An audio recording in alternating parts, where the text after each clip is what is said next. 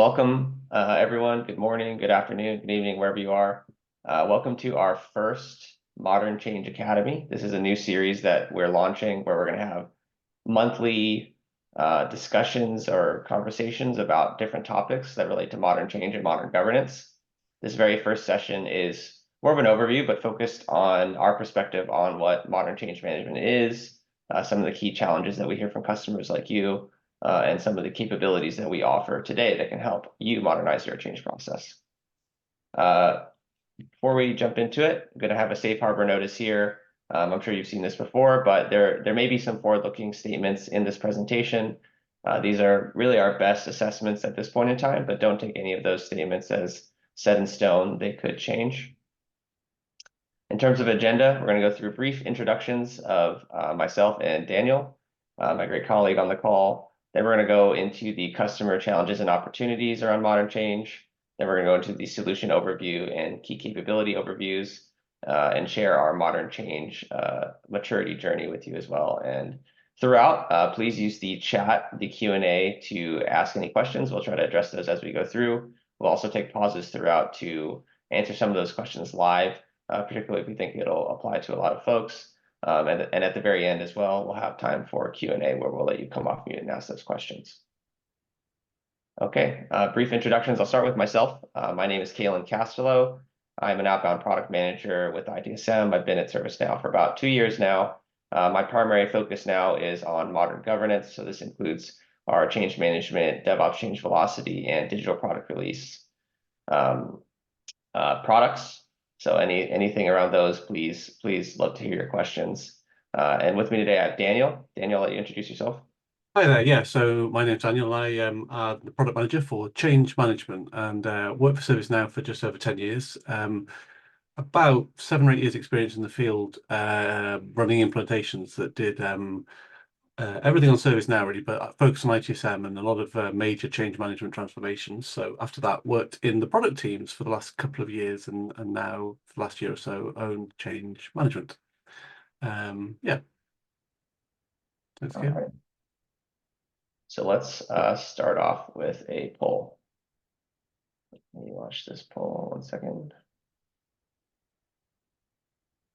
Okay, you should all see it. So what does modernizing change mean to you? We have a few options here. Is it increasing automation? Is it moving away from legacy ITIL change types to something more nimble?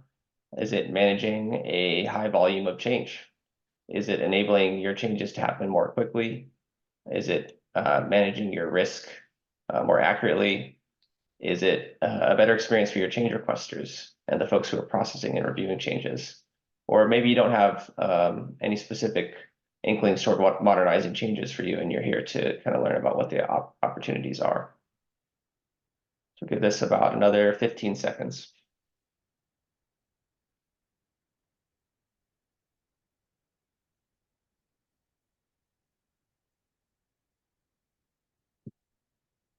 All right, 5 more seconds. Okay, and the poll. Sharing the results. So with this group, and we've seen this with other groups that we've had this poll question asked as well, 50%, so the vast majority find that the most important thing for modernizing change is around improving the experience for the individuals raising and processing changes. This is a trend that we're seeing, and we definitely have a lot of capabilities that we're working on to address this. So good to see that consistency. All right, Dan, looks like you took over the share, so go ahead and jump into it. Yeah, sure. Thanks, Kevin. So the structure of what we're doing today will start off at a fairly high level, very brief kind of introduction to why IT is changing and why change is important to that. And then we'll talk a little bit more specifically about framing that question in terms of change management and the change management within IT. And then we'll talk about some specifics around things that we have in the product, things that you have available to you now that you can be using to modernize change management. And that has several aspects. It's around how changes are kind of categorized and processed, the different features we have for handling things like risk and an assessment of the change, and also how we can just handle problems like the velocity, volume, stability, and compliance envelope, which I'll talk about as we go through. Okay, so first of all, very high level. what we're seeing is technology is changing. It's been changing rapidly for the last few years. And how we're delivering technology has changed as well as the technology we're delivering on. But from a CIO point of view, and we see this really reported across customers, across verticals, across different sizes of customers, there's more being spent on tech. And CIOs are quite often expecting more from that tech that they're delivering on. And sometimes they're not seeing the return on investments they were expecting. So despite more investment on tech, they're still seeing service outages, they're seeing poor user experience.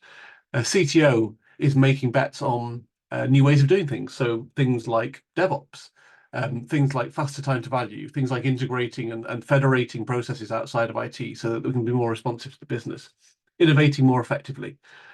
Without doing that, it leads to competitive obsolescence. So we see that, unless we can innovate effectively, unless we can make changes fast, to make changes that the business wants to make, we find ourselves outpaced by our competitors who can make those changes faster.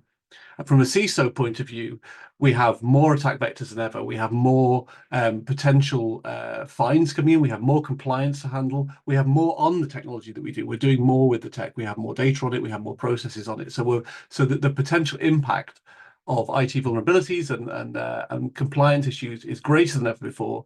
And there's more to watch as well.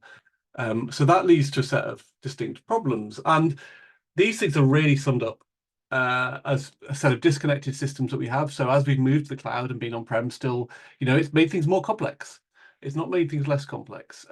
We have siloed ways of working and siloed processes and stakeholders. We have pipelines that are delivering that are broken, and development is pretty ungoverned in some areas. And we have increasing perimeters. So as we go wider, as we have more cloud platforms, as employees start working from home, as we start to bring your own device, and as we have more applications, we have more vulnerabilities and more threats to assess. And what does that actually mean? So that means that we need to transform the way things are done. We need to be able to deliver faster. We need to be able to deliver more changes, more volume of changes, and we need to deliver them, that high volume of changes, we need to be able to deliver with less lead time than ever. We need to be able to make changes faster. And we need to do this while we're not compromising the stability or the compliance of the organization in terms of regulatory compliance and in terms of security. So that gives us our change envelope. So why transform change? So what we have at the moment is really change, a way of doing change, which has been accepted across the industry. So the ITIL way of doing change, which has worked for years, and it was a good thing while it lasted. But we still have those changes in the system. So we still have normal standard emergency change, but they're fairly inefficient for the variety of technologies, the variety of ways of working that we have in organizations today. And they're not suited necessarily to high volume, highly compliant, highly stable changes. So really it's the change process has become more complicated, especially the normal change process. It's become more complicated. It's become a kind of black box. We throw things into it and a process happens, and it's not necessarily suited to all the things that we throw in, and it becomes very difficult to transform.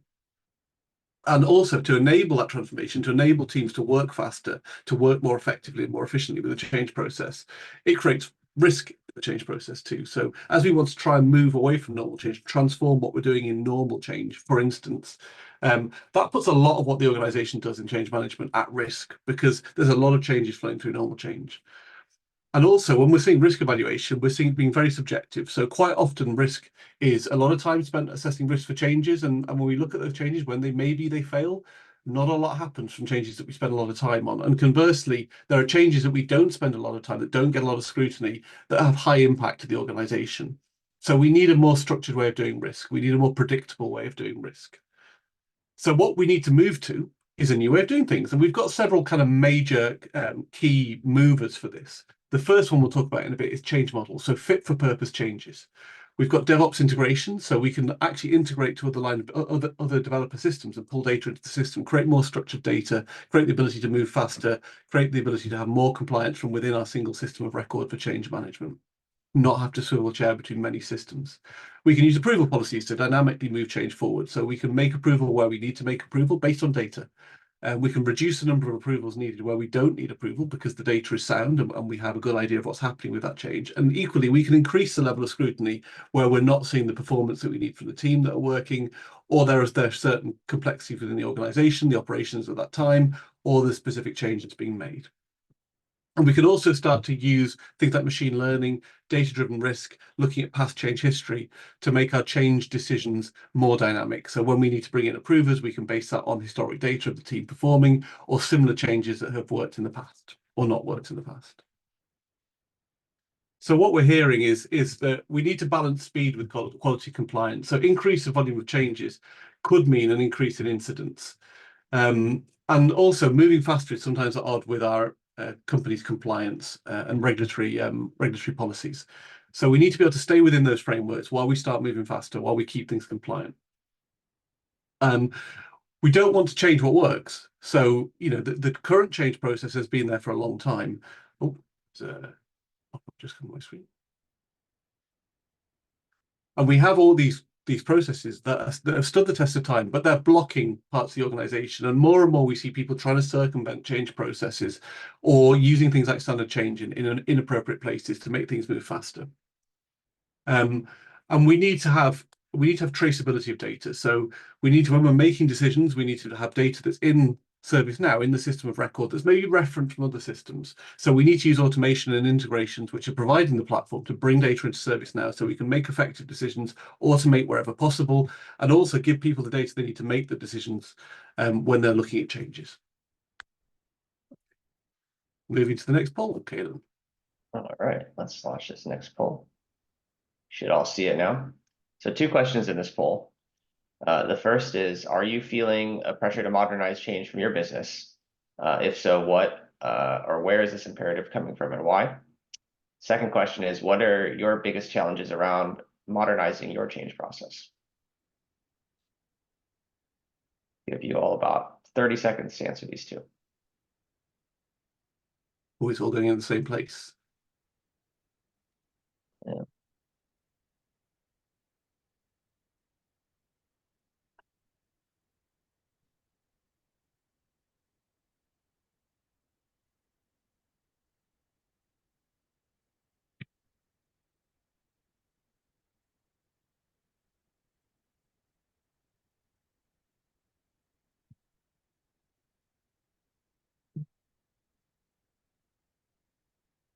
All right, 5 more seconds.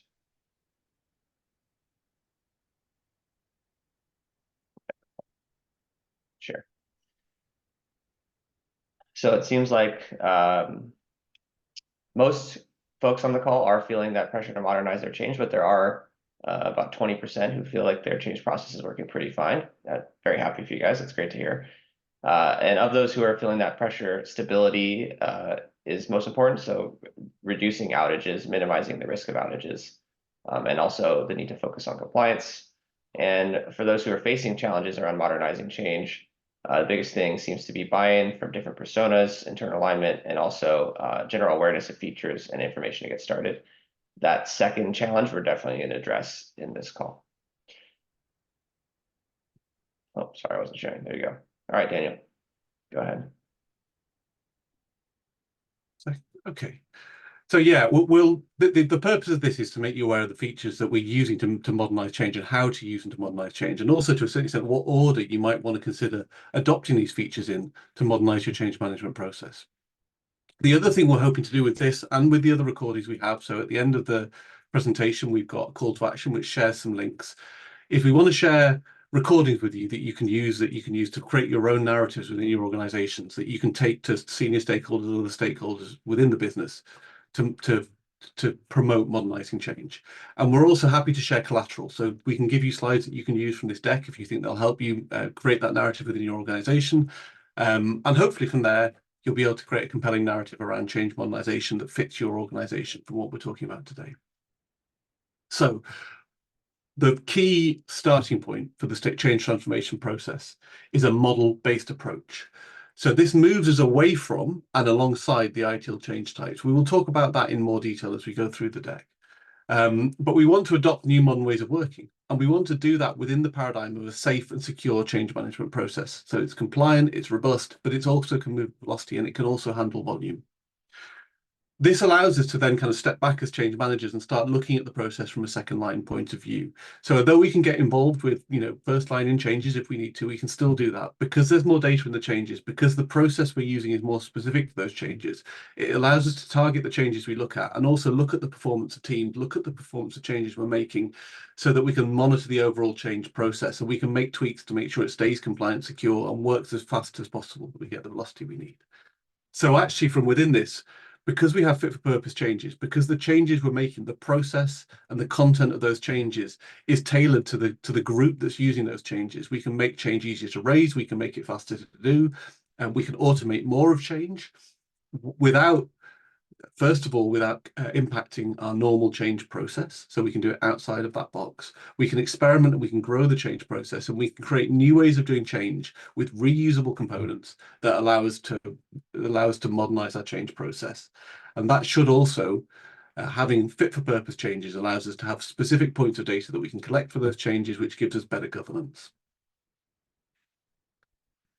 So the change types, the ITIL change types that we understand. So these are implemented in ServiceNow in the platform as change models. We have 3 change models at least for you. We have these 3 change models in place. And the reason for changing the language away from types to models is that these control the process that you're going to follow, these changes.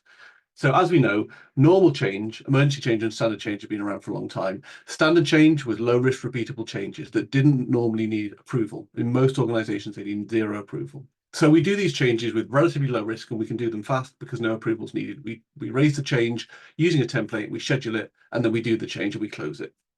Emergency changes are either changes that are done in retrospect or changes that we need to make very fast, or changes that we made very fast and then we need to open a change for, either while they're going on or just shortly after. Everything else was normal change. So everything else we do in the organization is normal change. And that means that the change itself, normal change, has become very bloated in a lot of organizations over time to handle all the different use cases that it's there to serve. If I move on to the next slide, we can see that the artifacts around these changes, the features that we were traditionally using to make changes in ServiceNow using these change types or change models, have become quite complex for normal change especially. So things like our workflow, our legacy workflow, or if we're using Flow, if we convert it over to Flow, are quite complex to be able to cater for all the different constituents that use normal change. There are lots of different ways of doing approval, quite often manual, so people are even manually adding approvals to it because we just don't know. When a normal change comes in, it's very difficult to tell and make the approval automatic for that change, make the selection of approvers automatic, the approval process more automatic. There are lots of business rules as well, so there's lots of logic built in to say, if this is happening, then do this. If this is happening, we need this filled in. If this is happening, we need this filled in. So lots of complex business rules and also a very static state model. So normal change has a defined set of states. Usually circling around the 7 states that we have out of the box in ServiceNow. Some people have some variants on that. It's pretty much set in stone though that normal changes follow all of those states. So we need to be more flexible around the state model too, to be able to serve different constituents, different people who do changes in different ways. Use of templates as well. Although standard changes use a lot of templates by necessity, you can't really raise a standard change without a template. The ability to use templates from within normal changes is fairly limited and not particularly widespread, although there is a desire to use templates to make raising changes faster. And so by looking at these models, by breaking out the specific changes that sit within the normal change model and sometimes the other change models, as we'll see, we have opportunities that we can streamline the process that we have and create a new model that is fit for the purpose we're using it for.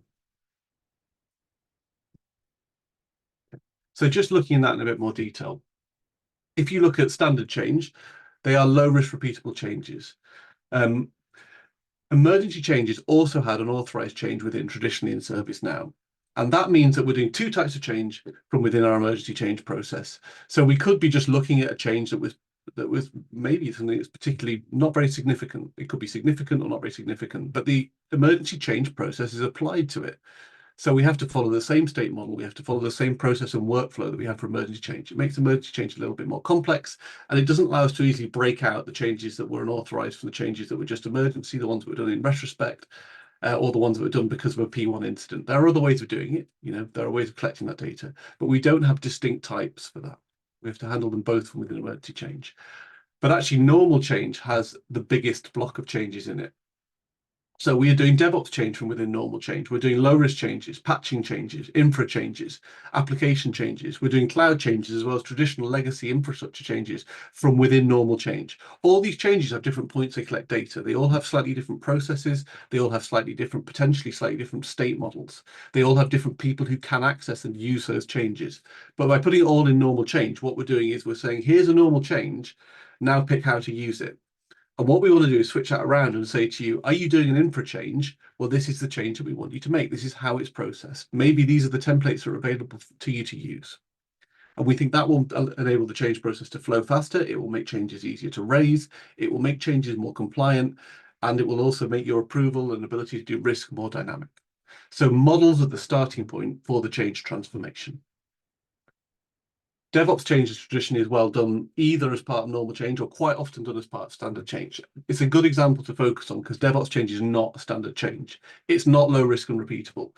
It has aspects of it that are made lower risk in terms of the change process because things should have happened before the change is raised. We should already have inspected the code. We should already have done testing. The pipeline ensures so the automation, which is bringing the code into production or into sub-production, will ensure that that's happened and should not run if the testing falls below a certain level.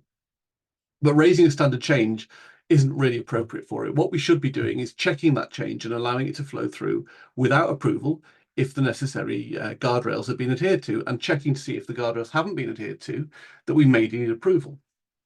So for DevOps change, what we want to do is think about creating a new model. And again, these are provided out the box for you. So just looking at splitting that up. So we've got our federated change models that we create for those teams to use. We can make it with change models, with the functionality within change models. We can make it so that only the infra team can use infra models. We can make it so that only the teams doing patching can use patching models. Only the app teams can use app models. So we can limit who has access to these changes appropriately. But by pulling them out of normal change and by pulling DevOps out of standard change, what we do is we make the number of changes using normal change, using standard change, using emergency change. We make the number of changes being processed by them smaller. And that gives us opportunities to optimize those processes as well. So on the right-hand side, we're optimizing processes by creating fit for purpose new change models, or by using the ones that we have out of the box for you beyond normal standard emergency. On the left-hand side, because we've now taken those changes, infra, patching, etc., out of normal change, because we've taken DevOps out of standard change, what we're doing is the ability to then take the logic out of the normal change workflow that would have handled patching, that would have handled infra, and make the normal change easier to use, easier to work with, and de-risk the transformation of the normal change process as well.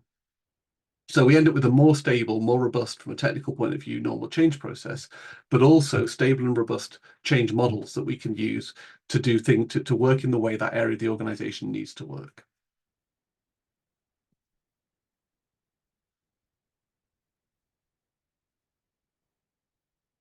So again, looking at the artifacts that we have, looking at the features we have within ServiceNow that we can use to make things easier, you can see in here that all of these change models have a set of things. They have states, and they've got how we move through those states. So they have a set of states which have the ability to move to and from different states. So we can move from normal change, we can move from new to assess to authorize to schedule to implement. We can control that state transition. So there are features that allow us to control that state transition. We have flows attached to those models as well, and those were traditionally end-to-end flows. So the same flow or workflow would run for a change from when it's new to when it closes. And that meant the flow was actually very complex because it needed to handle all the rollbacks between different states. So by having change models, what we have the ability to do is have state-based flows. I'll talk about that in a little bit. Approval policies as well. So traditionally, the approvals were embedded within the workflow as an approval action within the workflow. What we do now is we decouple that and we put it in as an approval policy. Approval policies are reusable, just like the states we have, just like the flows. So we can have specific approval policies that we build and make available. And as we build out our new change models, we can apply those approval policies at the right time to that particular model, to that particular state. We also have the ability to look at structured data from within the change model. So for instance, where we have a normal change, it could be an infra team, it could be a patching team, or it could be a DevOps team using that change. They all have different structured data around the change. So what we need to do is, by having change models, we can create the ability to leverage structured data, because we know that model, DevOps, for instance, should have test results, security scans, it should have pipeline runs. We know that a patching program should be linked to a release and should have planning associated with it. So we can actually make the change work faster and be more stable and more compliant by leveraging structured data. And then we can use that data from within things like approval policies. So looking at federated change models, we also have the ability from within federated change to make more use of templates, because if we know that infrastructure uses these 10 or 20 different types of different templates of change, we can get them to apply those templates to infra, and we know that because it's a firewall change, we're going to use the infra model. So we can start templating changes and making changes easier to fill out, giving a starting point for change. So just looking at a very high level how we can make change work faster. So by tailoring the state model to the specific model of change, by having only the states we need, we can make that change flow faster. We can make less work for the people involved. So we have less effort going to the change. It can work faster, but it's appropriate to the area of the business that are using it. So an example of that would be something like standard change. We know already that is basically a normal change with some states taken out. Most of us use that already. It's a customized state model, if you like, for normal change to take into account we've already pre-approved that change. But we can extend this. So we can look at having things like change registration, where we're just receiving vendor changes, for instance, or changes from parts of the business that have been allowed to, or by necessity don't use the change process. But by having change registration, we're capturing those changes in the forward schedule of change. So we can look for things like change conflicts, and we can look for things like failed changes. We can have our operations team know that a change took place, and it might be the reason why they're seeing a lot of incidents. So for those changes, change registration, we just put them in the schedule. They move to implement, review, and close. There's no authorization for the changes. They're just informational changes that we're getting. If you look at unauthorized changes, we review the change before we authorize. There's no assessment of the change. There's no scheduling. It's already happened. So by getting rid of those states, we make sure that we're only following the states we need. And that cuts down the amount of time it takes to process a change. It cuts down the amount of effort it takes to process a change. So the point of having change models, one of the points, the first point, is to tailor the state model so that it fits the purpose of the change that you're doing. By using approval policies, we can speed up the approval process. So we can have, by using the approval engine, what we can do is we can look at aspects of the change. Now, for instance, DevOps teams may not have visibility in their own tools of operational data. So the first thing we would look at in a DevOps change is whether the guardrails have been adhered to for the DevOps change itself. So we would pull information from the DevOps systems via the integrations that you've got out of the box with most of the DevOps tools that are on the market, and we would pull in the data that tells us they've adhered to the guardrails, and that would allow us to authorize the change automatically. But we can also look at data within ServiceNow. So we can also look at things like whether there are any open P1 incidents right now. We can look at things like whether the change is in a blackout window. So by applying operational data, we can look at things as well, like how successful that team are at making change.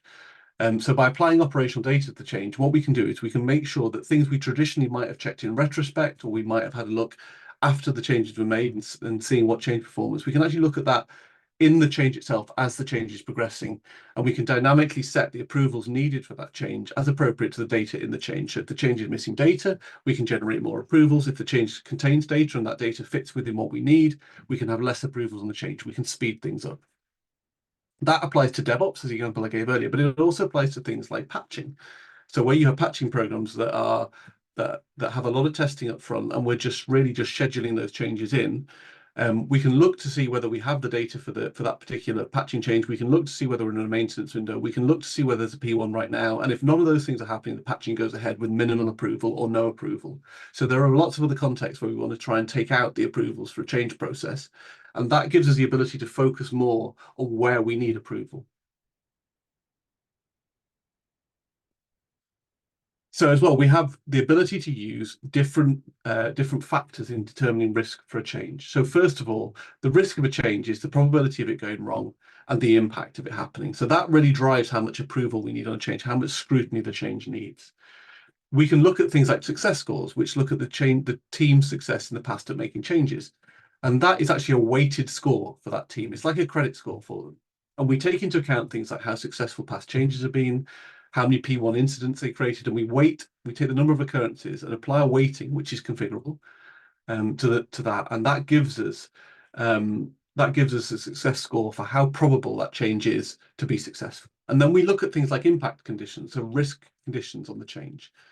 And we can look at things that we would traditionally maybe put in a questionnaire and ask someone, are you affecting any P1 services? We can actually look to see whether they're affecting any P1 services. And if they are, or highly critical services, we can then rate the change as being higher impact. And by combining probability and impact, it gives us a kind of calculated risk score that we can use to assess the risk of the change. So that's data-driven risk. But actually, that's not the only way of doing risk.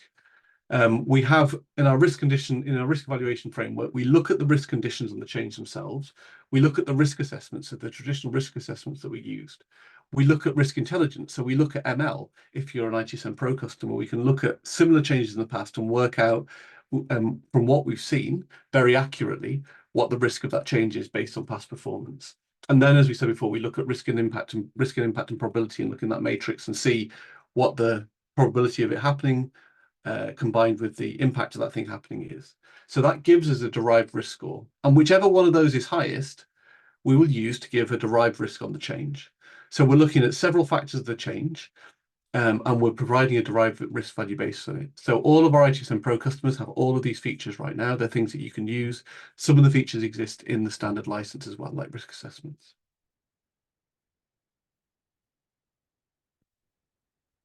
On the answer to the question earlier, we talked about there were some answers saying that we needed to make change kind of easier to use and easier to raise, easier to process for our end users. It's important because actually most people in organizations report to us that users find change sometimes frustrating to use. They don't necessarily fill in all the details because they have a large confusing form in front of them in our traditional UI. In Service Operations Workspace, we've really tailored the UI for use with change models. So as we go through the states in a change model, and that could be the change model for normal change, or it could be one of the new models like patching or infrastructure or DevOps. We have an overview page, and that gives us only the information we need to fill in at that stage in the change. It makes it easy for people to fill in the change form.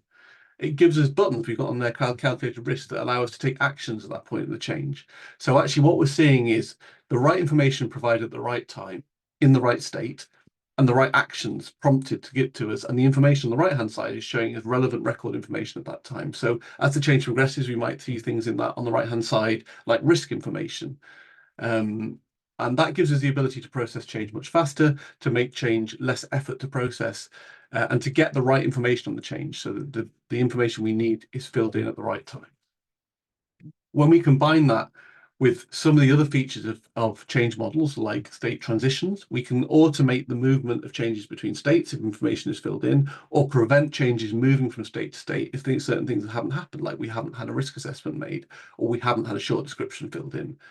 So we have the power to be able to create, to mandate what's filled in a change, what we require for it to move to the next stages, to prompt people to fill in that information in a really friendly and easy to use way from within Service Operations Workspace. And then to reject change or to not allow changes to progress that don't have the right information.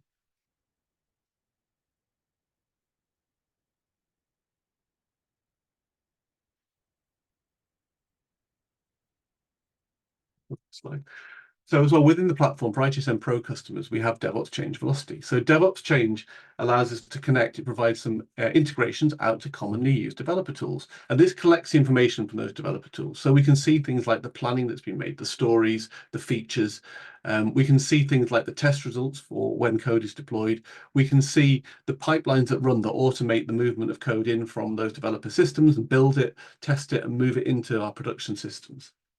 So we have things like GitLab that handles the planning for the deployments. We have things like Jenkins and ADO as your DevOps handling the pipelines, and we have things like Selenium doing the testing. We need to be able to pull that information into ServiceNow. The developers need to work where they work with it. We don't want them single sharing into ServiceNow to use ServiceNow. What we want them to do is we want to integrate to their systems so we can pull the data into ServiceNow, have it recorded in ServiceNow, interrogate it to allow the change to move faster, but also have a record of why that change maybe needed very little approval, because it had the right records, it had the right test results in Selenium, because we had the stories within GitLab, because we know about the pipeline that's within Jenkins. these integrations are provided out of the box with ITSM Pro, and they're easy to set up and use from within the DevOps Velocity workspace, the DevOps Change workspace. What this allows us to do is automate the change process. Because we have the data in the tool, we can then set approval policies to run that take advantage of that data being in, and we can automatically kind of audit the change and move it through if it has the right attributes, if it's adhered to the guardrails. So we can see in here, we're saying the build was successful, the unit test passed, the test coverage was good, there were security tests that all passed, there are no current incidents in the operational space, and there's no deployment freeze right now, so we can just allow that change to flow through, and that can happen in seconds, and it's automated. So that's integrated with the tools that are deploying, our pipelines that are deploying code out. So that allows us to automate change creation. And also, when we've collected all this data, we can measure the performance of those teams. So we can use industry standard metrics like DORA, which allow us to see what the time to value those teams are, how long it took them from raising the stories to actually deploying the code into production, how often they have issues, operational issues like incidents, connecting up the data that we have into ServiceNow with the data and developer tools, allowing developers to work where they work, allowing our operational teams to work still within ServiceNow, but connecting those teams up with integrations, again, breaking down the silos, allowing things to flow more effectively and more efficiently, so giving us the ability to handle the velocity that DevOps needs, the volume of changes that DevOps needs, smaller, more frequent changes, giving us compliance and stability, and also giving us security, because we can see those security scans have been done from within the developer tools. Okay. So we're just going to cover quickly the adoption journey for change. So first of all, from a technical point of view, we need to update our workflows to flows within ServiceNow. Flows are easier to use and easier to develop. We also have a set of flows out of the box. We have state-based flows for change. Again, at the end of this presentation, we will point you towards some videos that are on YouTube, which talk about this in more depth. But out of the box, we have some starting points, just like we've always had, for our change flows. And moving from workflow to flow, by having models in place, it allows you to make that transformation easier, because what we can do is we can start setting up new models using the out-of-the-box state-based flows for them, whilst we leave the normal change workflow or flow alone for the moment until it becomes less complex and less used, and we can begin to attack it and make it more efficient and more effective. So when we build our first models, we go out to teams that need to have a new model. Maybe it's infra, maybe it's patching, maybe it's DevOps, and we build the new change model for them. We make it available for a small number of teams, and then as we learn how to use change models and approval policies, we can scale it out. So we can start allowing more and more teams to use that as we learn more and more about it. And as we do that, we understand more and more things like how to do automated state transitions, how to do risk calculations with the data we're receiving from these new models of change. And because we're doing that within each change model, it's not affecting the whole of normal change. We're able to experiment and work within our change models to have new risk evaluation frameworks, maybe just for patching or maybe just for infra, to see how they work. And that lays the foundations for the wider change transformation, for doing more changes in purpose-built models, for allowing change to flow faster and to allow change to be more effective. So all that improves governance as well. So by having the right data on a change, by having the right process for that change, we're able to point to a process that's tailored for that bit of the organization.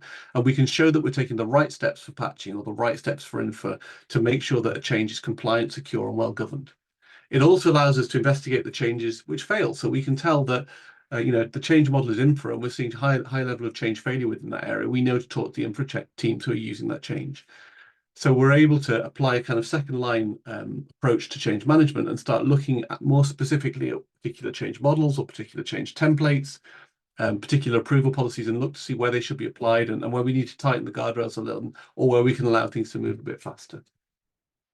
And by using the data and integrations that we have out of the box, for instance, with the DevOps Change Velocity application that we have, we can start collecting data in from third-party systems, testing tools, build tools, planning tools. And that allows us to have a high level of automation. And we can also use this data within machine learning to understand the risk of changes better. So what we're doing with this is driving traceability from the change process. We're driving change velocity.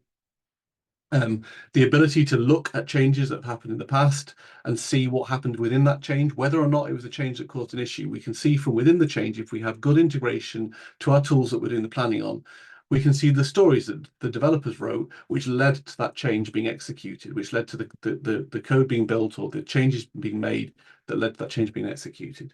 So we're creating traceability by relating it to other records, by having structured data. And this allows us to move towards full change automation in areas like patching, in areas like DevOps. Maybe in areas where we have application performance monitoring, we can hook into those systems as well. We can bring back data and we can allow changes to happen if we have error budget. Okay, move on to the poll. All right, this is the final poll. Let me launch it. Okay. Have you started to modernize change? If you have, which of the things that we talked about today are you using? You can select more than one option here. And if you're not, feel free to indicate that. And hopefully today you learned a bit more about these things. And if you have any further questions on that, like Daniel said, we have a lot of great reference material that we're going to share in just a bit that we'll share also after this webinar for you to review. Lots of great launch and learn videos and blogs. And then if you have questions beyond that, please interact with us on community. We're happy to answer questions there. I'll give this about 10 more seconds.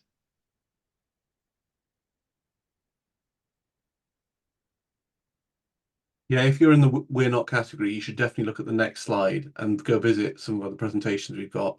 Like I said, the collateral's out there, and we can help you with the transformation. We can help you understand why there's a need to transform and how we can take you through that transformation in more detail than we covered today in those recordings. Yeah, I'm sharing the results now. About half of the folks on this call are not yet modernizing their change process. So a lot of great content for you to review, a lot of opportunity to get to some of the outcomes that we discussed as well during this call. All right, back to you, Dan. So as I said before, we've got some places you can go and get information. We do regularly have launch and learn sessions for change. We ran a series in the first half of this year, and those have been recorded so you can see them. You can play them back in your own time, but equally keep an eye out or contact your account teams for information about when launch and learns are happening in the future. As we release new things in ServiceNow, we will always follow that up with community sessions, launch and learn sessions that will enable you to use those things and understand how they fit into your change framework. We've got blogs on change as well, so you can go and visit the blogs. And also, if you have any particular questions, again, contact your account teams, and they will be able to put you in contact with the right people to kind of power your transformation around change management. Okay, I think we're doing Q&A now, Caelan, right? Yeah, wonderful. I haven't seen any questions come through the chat, but we do have about 15 minutes left. So if anyone has any questions, you can either use the Q&A or raise your hand. I can let you off mute. All right, we have one in Q&A. All right, from Stephen. We currently use record producers to collect specific information for change models. When it's submitted, is there a recommended alternative or something on the change management roadmap to replace the need for record producers for change requests? So from Service Operations Workspace, yeah, we have replaced the need for record producers. I don't know quite the technical context you're talking about, so I'm kind of talking more broadly here because I don't know the specific context. But from within Service Operations Workspace, when you go to raise a change, you're presented with a catalog of changes, which includes the change models that are available to you and the standard change templates. Looking forward to next year, we're going to increase the use of templates, so more and more templates get used. So we're expanding the use of templates, hopefully beyond standard change into other change models. So the change model itself provides the process, and the template provides the content that someone could use. And we hope to be able to standardize more changes, but changes that may need approval. So yeah, so from picking the change in the catalog, that then takes you to the overview page that we had a screenshot of earlier. Let me go find it. And this can be configured. There we are. This overview page can be configured to show the fields you need to fill in for each state and highlight those fields to you. So you can see in here we have sections like summary, scope, and impact. Those sections appear or can be configured to appear for each model to collect the information you need at the model in that particular state. So there's a configuration of overview in Service Operations Workspace, the overview page in change. You can see it in here. There's a tab. think you can see my cursor probably, but if you can't, on the screenshot we've got, we can see there's overview there. The details page, you can see there's a little tab that says details in there, still contains all the information on the change form. The overview page is what we see as reducing or eliminating the need for record producers.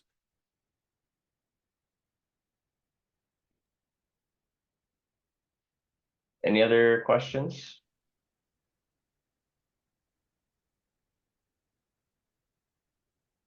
Any other questions out there? Is anyone using change models? Has anyone come across any examples where change models have really worked for them, or they found some challenges and they want to kind of raise that now? Or is anyone using advanced risk? Is anyone using approval policies effectively? Or is anyone using DevOps change velocity and they've seen the speed and velocity of change increase because of that? And come off mute and tell us.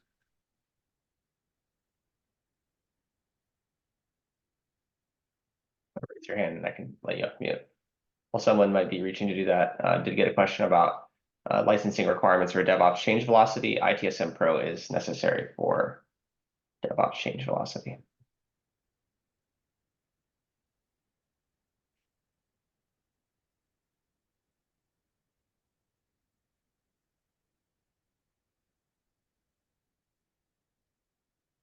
Okay, well, if we will maybe stay on for a few more minutes, but if there are no other, oh, there we go. Got a question. All right, you can speak now. You can come off mute, Hidesha. Yeah, I had a question about types or using the change model. Do you have to stick to the out of the box types when using change models, or do you have to create your own flow if you're creating models? Yeah, so it's in our Launch and Learn series that we pointed to in the previous slide. I'll put that up now. From within that Modern Change Launch and Learn series, this is covered in a lot more detail, so I'd recommend going there. But basically, the type field that was used in ServiceNow is not being deprecated. We wouldn't do that, but it's been replaced with the model field. So actually, the models, there are models for normal, standard, emergency, and we'd recommend moving all your logic for business rules, for flows, etc., when flows trigger, over to models from types. A model is effectively analogous to a type. You can attach, you can reuse flows for different models. So actually, the kind of the best way we see of doing this, the most flexible way of doing this, the one that enables the most kind of federation of change, is that each of the states has a particular flow. So the flow for change starts when a state starts and ends when a state ends. And then when it goes to the next state, another flow takes over. So when you're assessing a change, the assess flow will run. And when you're authorizing a change, the authorize flow will run. And when we move out that state, those flows shut down. So what that means is that we have quite a lot of reusability of our flows.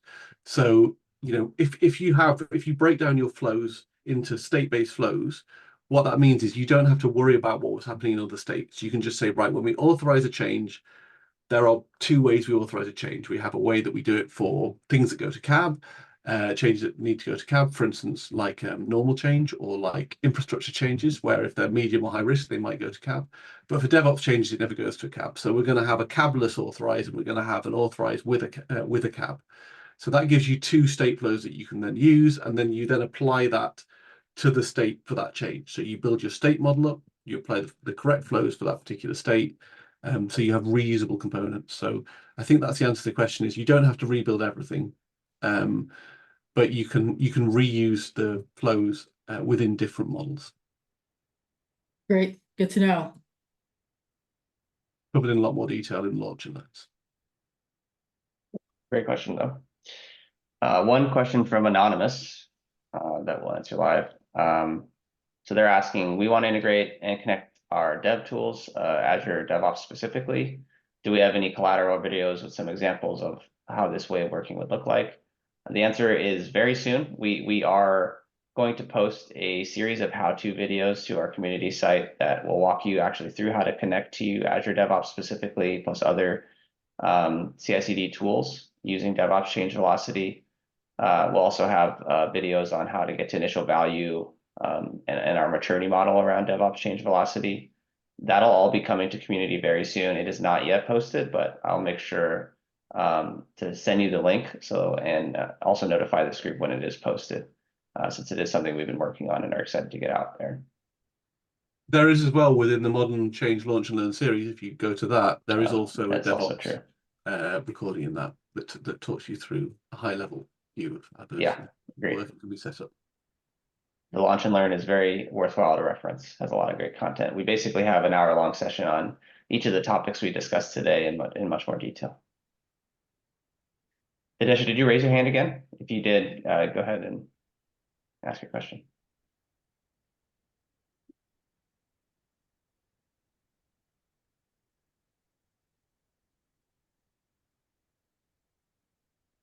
Hidesha, are you raising your hand or are you lowering it?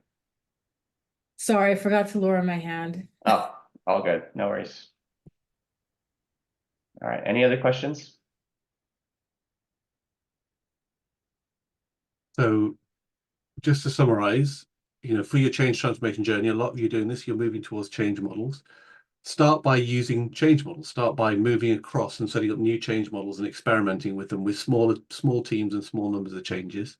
And then as you get more confident, you understand how that works, start expanding into using things like, the change model, the change state-based flows, or using different risk techniques for that particular model, or using approval policies. So what you can do is you can start to gradually experiment with new models in a safe way. And as you get confident and you use them and you see them being used in a secure way, you can start scaling out and move on to the next area to have new models in that area too.